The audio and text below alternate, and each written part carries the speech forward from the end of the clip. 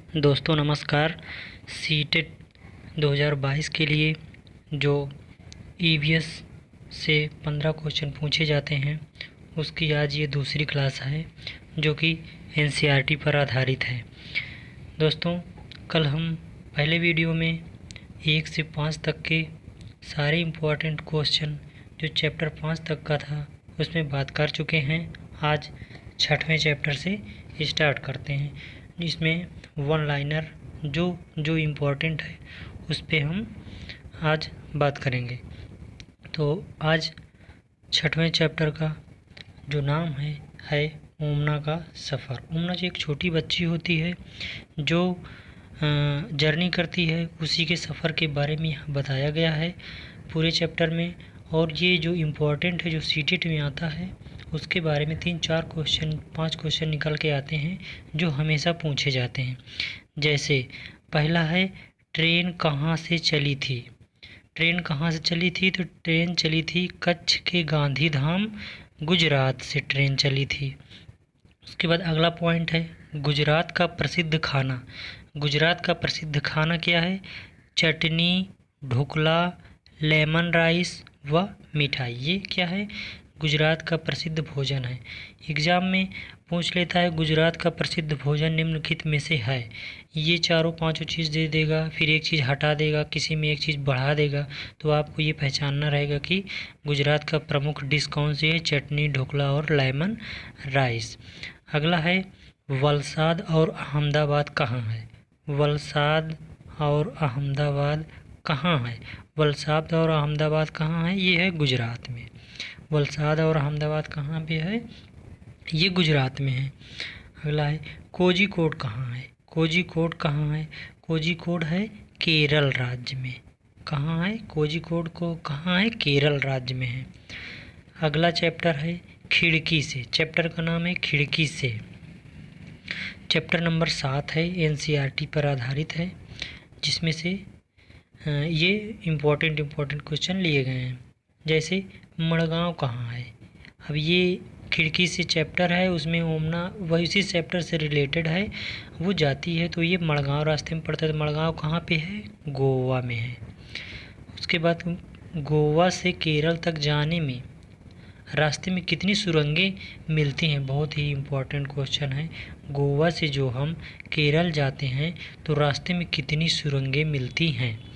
तो गोवा से केरल तक जाने में 92 सुरंग मिलती है, जबकि 2000 छोटे छोटे पुल मिलते हैं। कहाँ से कहाँ तक जाने में?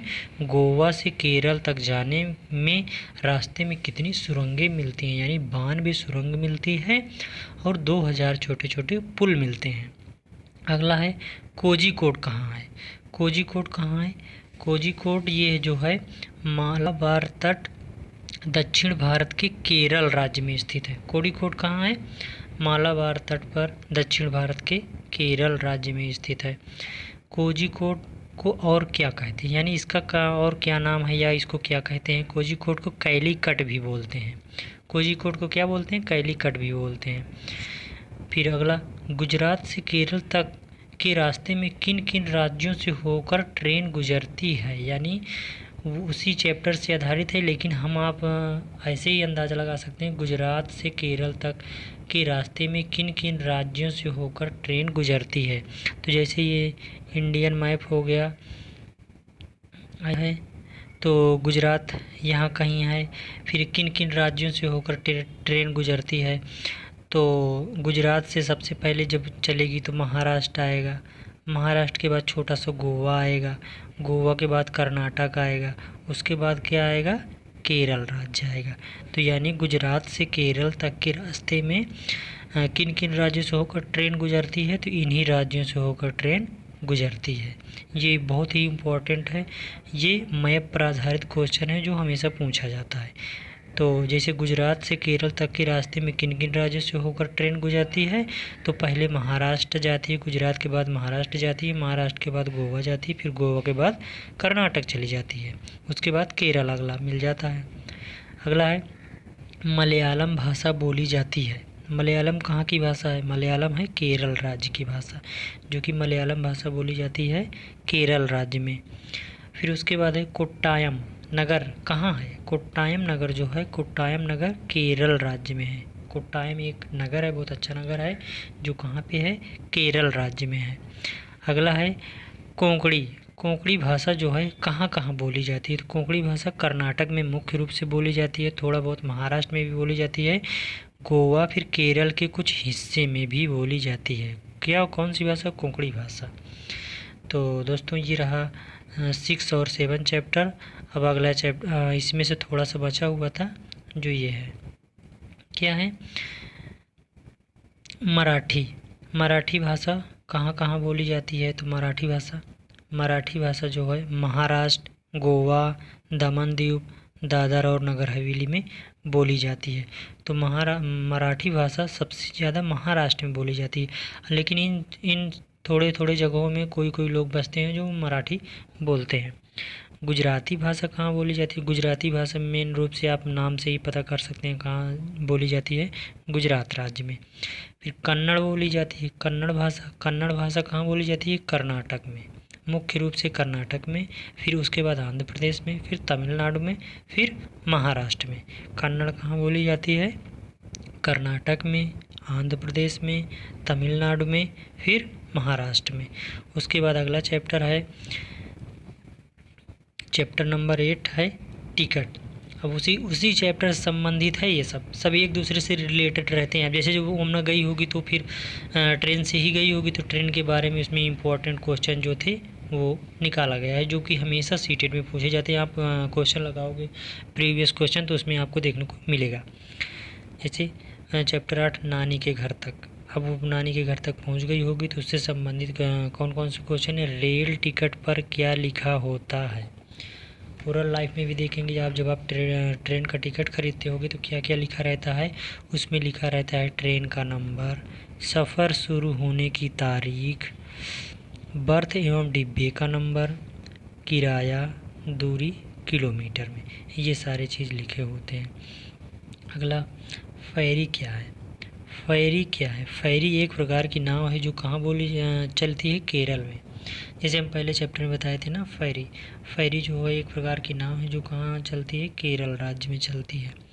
कैसे? जैसे छोटी छोटी फेरी जो है छोटी छोटी नाव होती है, ऐसे छोटी सी नाव होती है, फिर इसमें एक छड़ लगा के नदी से इस पार से उस पार जाते हैं हम लोग बैठ के, तो इसी को फेरी कहा जाता है। फेरी कहाँ होती है? केरल राज्य में। अब अगला है 9वां चैप्टर। इसमें कोई खास इम्पोर्टेंट नहीं था जो सीटेट में पूछा जाए, तो इसलिए अगला 10वां चैप्टर है, बहुत ही इम्पोर्टेंट है। आप इसी बार एग्ज़ाम में जाओगे तो आपको एक क्वेश्चन देखने को मिल सकता है। जैसे ये खेल से संबंधित है, चैप्टर नंबर 10, नाम है हू तू तू हाडूड। कबड्डी को और किन नामों से जाना जाता है? यानी जो कबड्डी है इसको किस और नाम से जाना जाता है? चेडू गुडू, हू तू तू, हाडूडू, छू किट किट और कबड्डी, यानी इतने नाम से हम कबड्डी को जानते हैं। अब ये कबड्डी जो अलग अलग राज्यों में दूसरे दूसरे भाषा में बोली जाती है। किसी राज्य में चेडू गुडू बोला जाता है, किसी राज्य में होतू तो, किसी राज्य में हाडूडू, किसी राज्य में छू किट किट या कबड्डी बोली जाती है। फिर उसके बाद कर्णम मल्लेश्वरी। कर्णम मल्लेश्वरी बहुत ही इम्पोर्टेंट है, ये हमेशा देखने को आपको मिलता है। ये अभी भी सीटेट के एग्ज़ाम में, पिछली बार के एग्ज़ाम में आया था। जो कर्णम मल्लेश्वरी हैं ये वेट लिफ्टिंग का काम करती हैं और ये आंध्र प्रदेश से संबंधित हैं, बहुत ही इम्पोर्टेंट है। कर्णम मल्लेश्वरी कहाँ रहती हैं? ये आंध्र प्रदेश में रहती हैं। कर्णम मल्लेश्वरी क्या काम करती हैं? कर्णम मल्लेश्वरी काम क्या करती हैं? ये भार उठाती हैं, यानी वेट लिफ्टर हैं। ये वेट लिफ्टर हैं, भार उठाती हैं। इनके पापा क्या करते हैं? यानी कर्णम मल्लेश्वरी के पापा क्या करते हैं? एक हवलदार हैं। कर्णम मल्लेश्वरी के पापा क्या करते हैं? एक हवलदार हैं। मल्लेश्वरी ने वेट उठाना कब शुरू किया था? कर्णम मल्लेश्वरी जो है वेट उठाना शुरू किया था 12 वर्ष की आयु में। मल्लेश्वरी ने यानी कर्णम मल्लेश्वरी ने वेट उठाना कब शुरू किया था? 12 वर्ष की आयु में। कर्णम मल्लेश्वरी जो है कितना वेट उठा सकती हैं? Very important. कर्णम मल्लेश्वरी कितना वेट उठा सकती हैं? 130 किलोग्राम। इसी में अगला, इन्होंने कितने अंतर्राष्ट्रीय मेडल जीते थे? इन्होंने 29 अंतर्राष्ट्रीय मेडल जीते थे। फिर इसी में अगला इनकी 4 बहनें यानी कर्ण मलेश्वरी 4 बहन हैं, वो भी वेज उठाने का काम करती हैं। लेकिन जिनका जिनका नाम है, एक का नाम है ज्वाला, एक का नाम है लीला, एक का नाम है हीरा, ये तीनों कहाँ रहती हैं? ये मुंबई में रहती हैं। लेकिन इसमें देखिए कर्ण मलेश्वरी कहाँ रहती हैं? आंध्र प्रदेश में रहती हैं। उसके बाद ये मुंबई में रहती हैं। ये तीनों क्या खेलती हैं? यानी ज्वाला, लीला और हीरा क्या खेलती हैं? ये रहती तो मुंबई में है लेकिन खेलती कबड्डी हैं। जो कि हीरा जो है, ये हीरा जो है कबड्डी की कोच भी बनी थी। क्या? हीरा जो है कबड्डी की कोच भी बनी थी। तो ये